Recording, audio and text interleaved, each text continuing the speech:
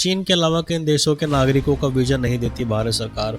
भारत ने हाल के वर्षों में कुछ देशों के नागरिकों के लिए वीज़ा प्रक्रिया को सख्त तरीके से बंद कर दिया है, खासकर उन देशों के लिए जिनसे आतंकवादी गतिविधियों का खतरा हो। उदाहरण के लिए पहलगाम आतंकी हमले के बाद भारत ने पाकिस्तानी नागरिकों के लिए सभी मौजूदा वीज़ा, डिप्लोमेटिक और ऑफिशियल वीज़ा को छोड़कर रद्द कर दिए हैं। इस दौरान भारत ने नए वीज़ा जारी करने पर अस्थायी रोक लगा दी है। ऐसे में जिन देशों के नागरिकों को आतंकवाद से जोड़ा जाता है या जिनके देश के साथ भारत के कूटनीतिक संबंध तनावपूर्ण है, उनके लिए वीज़ा प्रक्रिया अत्यंत सख्त हो सकती है या वीज़ा देने से मना किया जा सकता है।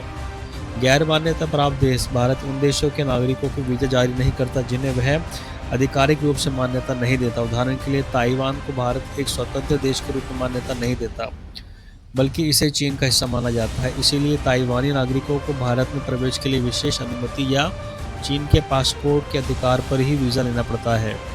विशेष परिस्थितियाँ: भारत सरकार कुछ व्यक्तियों को राष्ट्रीय सुरक्षा, आपराधिक रिकॉर्ड या अवैध गतिविधियों के आधार पर वीज़ा देने से मना कर सकती है, भले ही उनका देश प्रतिबंधित ना हो। उदाहरण के लिए अगर कोई व्यक्ति ब्लैक लिस्टेड है या उसके नाम भारत की सुरक्षा एजेंसियों की सूची में है, तो उसे वीज़ा नहीं मिलेगा, चाहे वह किसी भी देश का नागरिक हो।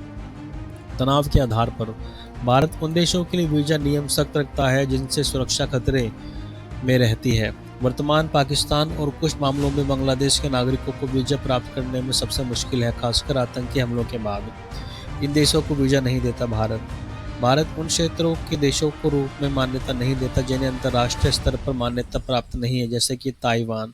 इसलिए भारत उन देशों के लिए वीज़ा जारी नहीं करता। सिर्फ ताइवान ही नहीं, ऐसे और भी देश हैं जिन्हें भारत मान्यता नहीं देता। इसमें कि अज़्बेकिया का नाम शामिल है। इसी तरह कोसोवो का नाम भारत मान्यता नहीं देता। कोसोवो संयुक्त राष्ट्र संघ का सदस्य देश है, लेकिन भारत उसे मान्यता नहीं देता।